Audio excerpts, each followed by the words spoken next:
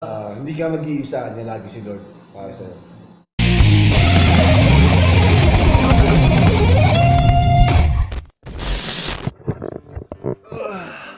Yo, good morning mga tol. What's up? What's up? Musta kayo? So today is December 19 at araw ng ating day off, araw ng Miyerkules. Araw ng day off ko. As usual, walang tambay sa labas kasi nauubos na kami. Teka lang, toothbrush muna mag-vlog. Lungkot na dito, mamaya pa magsisidatingan yung mga tao dito eh.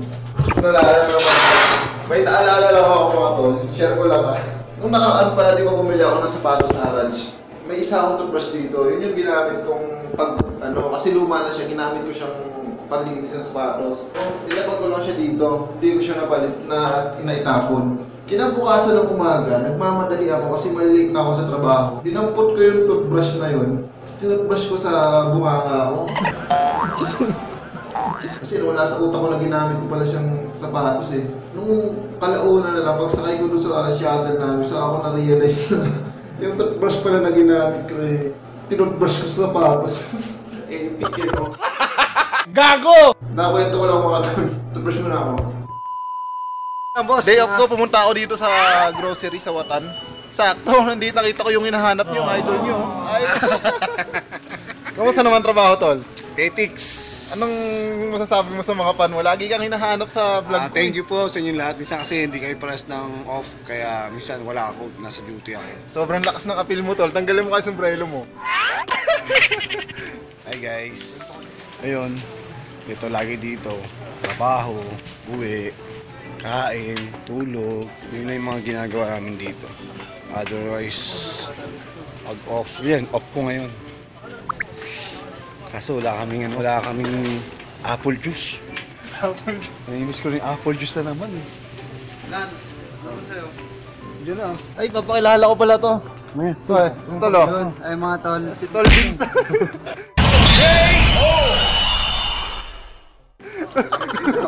Tol Vince.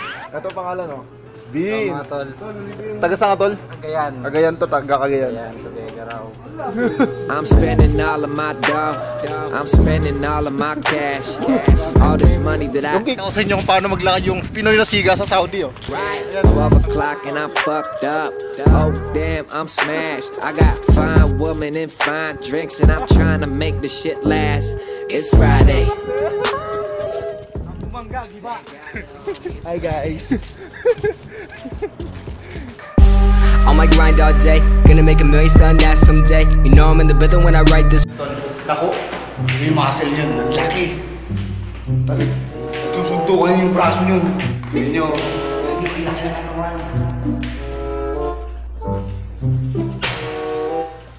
Spatan mo, Tol! Hindi pwedeng ganyan yan! Spatan mo!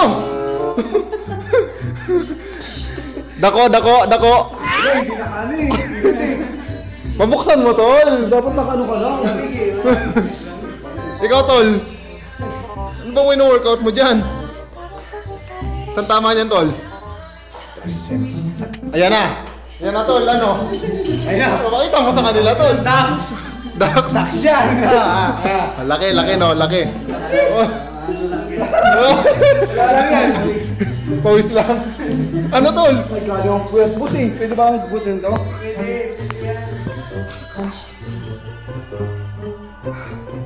Sundot lang yung mga agmas Tanggalin mo, nakakasagabal yung sombrero. Yan! Check ko. Parang kukan. Tol, parang Ben Diesel, Tol. Parang Ben Diesel, Tol. Ano naman?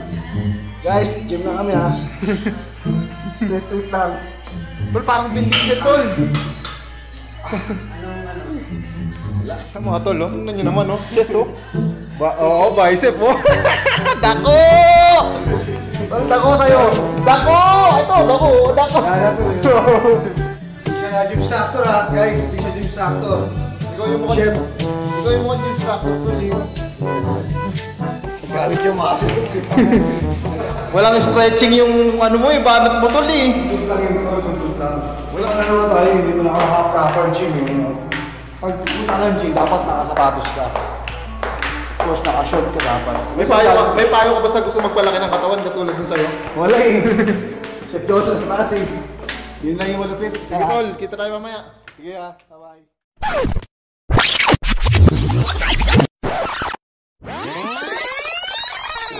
Yung mga tol, lulubusin na natin itong araw ng day off, no? Bago ako matulog. Pasado alas 10 na ng gabi at kukunin ko na itong pagkakataon na to para kunin natin ng konting idea ang aking kabrad na si Tol Alan. Kasi isa siya sa mga veterano dito na na kasamahan ko. Hindi. Tol, sa mga karanasan ba, ikaw yung maraming mas may karanasan sa amin? Kasi alam ko marami ka na pinagdaanan sa buhay. Tama lang, sapat lang. So, sa mga hindi po nakakaalam, si Tol Alan ay taga saan ka, Tol? Cavite. Cavite yan. Dasmabayan. Dasmabayan yan, pero marami rin siyang pinuntang mga lugar na saan. Marami, siguro Cavite, Manila. Doon talaga ako lumaki sa Cavite. Seryoso mga tanong yung ibibigay natin kay Tol Alan. Tol, ano bang motto mo sa buhay, Tol? Habang may buhay, may pag-asa. Yan. Hindi ka mag-iisa, niya lagi si Lord para sa'yo. Bakit, Tol? Dati ka na rin bang parang nawalan ng pag-asa sa buhay? Oo, yung nangyari na sa akin noon, I mean, mag-isa lang ako sa tingin ko. Wala nagmamahal sa akin, mag-isa lang ako lagi, alam mo yun, lahat sila kaaway ko. Alam mo yun, naligaw ako ng landas dati. Parang na-depress ka ba gano'n? Naligaw ako ng landas, pero naisip ko, teka, parang mali na yata yung tinataka ko. Narealize ko na naman na hindi ito dapat. Tatayo ako sa sarili kong paa, hindi si God, hindi na pala nakalalay sa akin. Yun! Kaya ginawa ko yung dapat.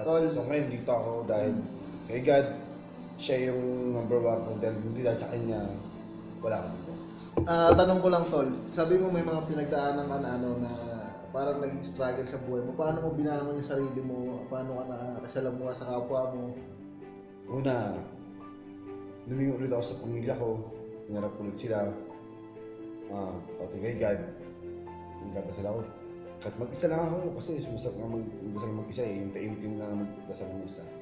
Tapos parang nakakausap mo siya. Yun.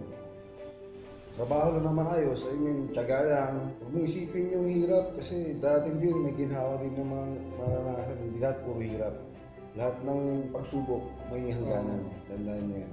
Masaya man o malungkot, may hangganan yan. Matapos na. Paano mo payuhan mo sila, Tol? Kung sa mga nanonood sa atin, kasi hindi naman lahat yan masaya sa buhay. May mga pinagdadaanan yan. Katulad mo, katulad ko. Normal na tao lang tayo may mga nagiging problema. Ano ba yung best way para sa'yo na ma-share mo sa kanila? Yung best way para yung problema mo kahit nandiyan dyan, kayanin mo. Ito lang yun. Isipin lang natin na Walang piyakan, Tol, ha? may, Seryoso, totoo. imagine nyo yung mga pulubi, di ba? Nabubuhay sila kahit wala silang trabaho lang pagkain.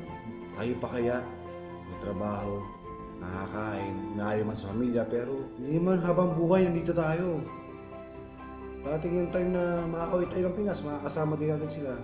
So, kailangan na talaga magtiyaga lang tayo, tiyaga, dasal, tsaka tiwala. Yun lang huwag natin tatanggalin. Pagmamahalan, yun, huwag natin tatanggalin yun. Dahil lang mawala yun, mabilis lang ang araw. Kaya natin yan. Marami ang tatanong, Tol, tungkol sa samahan natin dito. Napaka-solid daw ng samahan natin dito. Palagay mo anong sikreto, Tol? Sa amin dito, siguro sekreto, disiplina, tsaka respeto. Yun yung number one sa amin, respeto, disiplina. Kasi yun ang kailangan natin eh, para alam mo yun, lalo yung samahan, hindi masira dahil sa ganun. Kasi nagtatanong sila sabi yun, ang dami ng Pilipino dyan usually kasi pag Pilipino daw, sila mismo yung naglalaglagan. Bakit daw yung samahan natin dito parang solid? Usually naman mga tol, sa samahan hindi may iwasan yung samahan ng loob. Pero yung depende na sa tao yan eh. Ikaw paano ka nagdadala ng mga ganun? Sa akin, Step aside yan, isip diba? ko, baka may problema siya, gano'n.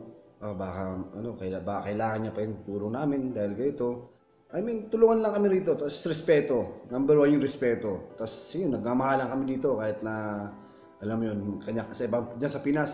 Sa Pinas ba, magkakaibang lugar kami, pero dito pamilya kami rito. Kapatid to rin nga Kapatid, namin yun. dito. Karamihan na nanonood sa atin to OFW. Anong masasabi mo sa kanila para matagalin nila yung buhay dito sa ibang bansa? Yun nga. Tsaka, focus lang sa trabaho. Huwag lang maniligaw ng landas. I mean, Paano ligaw? wala lang magkaharap ng iba. I mean, sa amin kasi dito, alam mo, stick-to-one lang kami. Kahit na sabihin mong may mga babae, never namin ginawa yun. Sa amin lang, trabaho lang. At Las Pinas, yun ang masaya naman dun eh. Ayun ang masaya. Kasi yun ang inaabangan ng mga kamag-anak natin, mga mahal natin sa buhay. Yung papadala natin. Kaya nga dito tayo para sa kanila. Sila yung magiging inspirasyon natin. Dapat tandaan niyo yan. Ano ba bang malulupit na tanong to? Mga 5 years from now, tol, paano mo nakikita yung sarili mo? Mga ganun. 5 years from now, meron na akong bahay. Okay naman. Siguro may sakyan na ako. Yeah, kotse lang. May forever ka na, di ba? May forever ka na rin. May forever house na, life na, ay love na ako. Yun na lang. Sakyan na lang para alam mo yun. Uwi ng Pinas, joyride, gano'n lang. Kasama sila, or sino makakita namin nandun kami. Joyride lang, gano'n lang. Yun lang yung magandang buhay. I mean, simple lang, pero rock. Katulad nga na sabi ko kanina to, maraming nanonood sa atin dyan na homesick, maraming problema pinagdadaanan. Yun tayo. Meron tayong pinagdadaanan. Normal yun kasi tao tayo. Oo, lahat naman ng tao dumating na may problema lagi. May solution yan sa problema na yan. Yun lang isipin nyo. Huwag nyo isipin na nag-iisa lang kayo, umiiyak, ganito, namimiss ko yung ganito, namimiss ko sila. Lilipas din yan. Lilipas lang. Mag-focus na lang kayo kung saan kayo at anong meron kayo ngayon. Focus lang kayo sa trabaho. Huwag nyo isipin yung, na-try ko na yan eh. Huwag kayo, naranasan ko na yan. Huwag kayong magtanim ng galit sa kapwa nyo siguro na. Siguro, oo, yun lang. Tapos after 3 months yan, tanggal na yung homesick mo dito, sigurado. Tsaka yung ganyan, yung away-away, hindi naman magandang ano yan, wala may idudulot na maayos yan. Maganda, ikaw lang pakumbaba. Yun, tama. Laging ka pakumbaba. Kasi alam mo yung mas maganda yung pakumbaba ka lagi. Realize ko rin kasi mga tol na ganito pala yan. Kahit sino, kahit kanino, kahit saan, pag merong taong sa'yo, nakapanakit sa'yo o may nagawang hindi maganda sa'yo, wag kang magtatanim ng galit. Bagkos suklihan mo ng mabuti kasi ang isang mali pala tol, pag pinarisan mo ng mali yan, hindi yan magiging equals tama. Ang mali tol, wag mong paparisan ng isang mali para maging tama. Dahil kahit kailan, ang maling pinarisan ng mali ay hindi magiging tama. Malinaw ba tol?